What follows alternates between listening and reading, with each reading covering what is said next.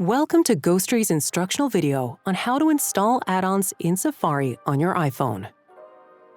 You can start the download from ghostery.com or straight from the App Store. It's up to you.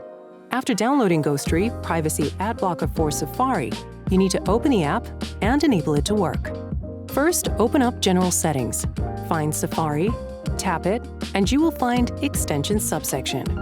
Once there, go to Ghostery and enable the app in your Safari browser. First step done. Once enabled, you have to grant Ghostery permission to declutter websites by blocking ads, trackers, pop-ups, and other annoying banners. It's just a few clicks away. Now locate Safari on your mobile device, open it up, and go to ghostery.com.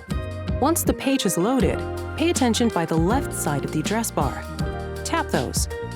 This will unfold a menu from where you can head to Ghostery add-on settings and turn on permissions to declutter visited websites. The Ghostery icon in gray shows that add-on is not functional. Let's change that. We recommend you give permission to always allow Ghostery to work on all websites. This will unleash Ghostery into stopping trackers in their tracks. This action will offer a more peaceful browsing experience, preventing ads and trackers from following you across websites and creating a profile of you. In the case of Ghostery, you need to go through an onboarding and setup. It can look different in other apps.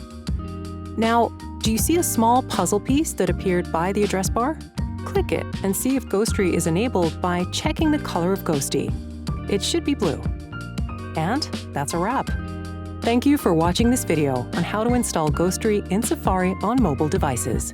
We are Ghostery. We make privacy easy.